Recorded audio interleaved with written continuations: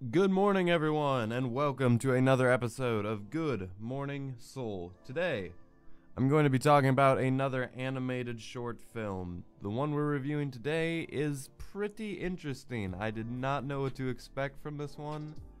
You know, a lot of the ones we've watched have been very creative, very different stuff that I've seen rarely, if ever, before. And this is another one of those. Like, looking at all these movies, and then comparing it to this one, this might be the best one yet, that, like, animated or not animated. And it's kind of crazy that Piper won Best Short Film over this, even the other two, Blind Invasion and Borrowed Time. Like, I like Piper, but at the same time, like, it just doesn't feel like the right choice. Like, this one is so creative, so interesting. So, with this film, Pear, Cider, and Cigarettes.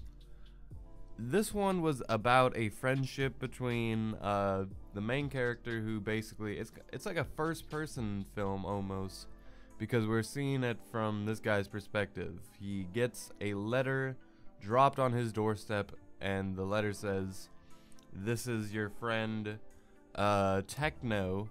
If you're reading this and I'm dead, here's like $1,000." And that's it. That is like a really interesting like premise, but the whole story is about kind of this character's relationship with this guy named Techno. Techno is a very self-destructive human being. He's a drunk, he's addicted to cigarettes.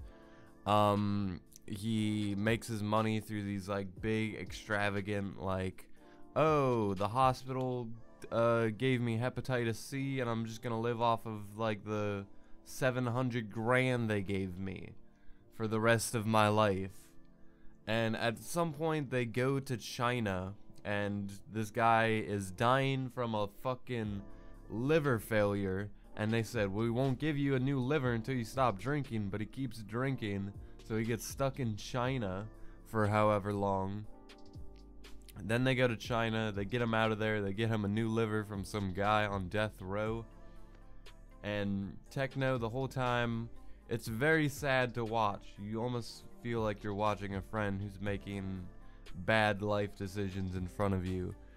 It's very similar to that, where I was just watching this character and like you see the emotion and I know it's animated, but in the drawing and the drawing, you look into this guy's eyes and you like really just feel like this kind of gut wrench where you're like, I'm so sorry, Techno. And Techno, like, I love his character design. You see this guy age like in a very smooth, but at the same time like you really see this guy who's like healthy and young turn into this like yellow gritty old man, and it really adds perspective. And god, the animation on this one was so beautiful, and I really like the ending where basically eventually Techno dies because he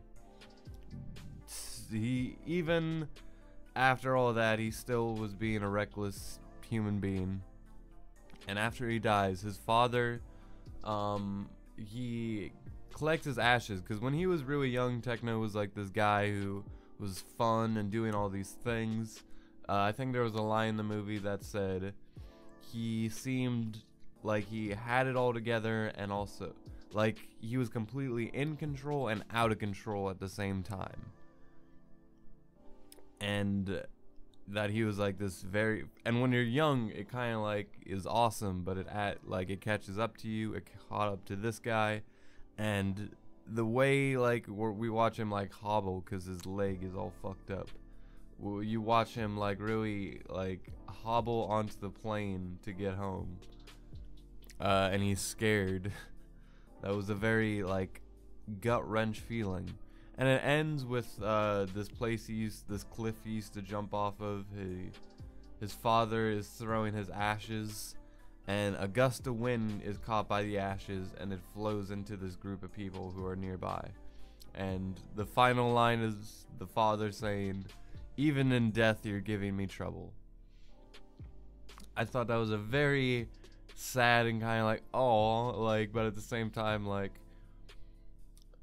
I really feel like this was a movie that kind of caught like personal parts of me, and I feel like most of the people it relates to, people who know people who go through alcoholism or people who go through addiction, that kind of stuff.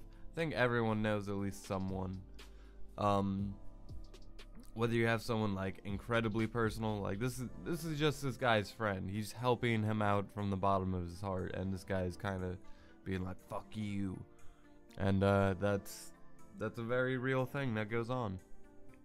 But I need to go to work soon, so I'm gonna actually end this episode of Good Morning Soul. So thank you guys for watching. I'll see you tomorrow with another episode, and until then, oh wait, I didn't even give a score. 7 out of 10.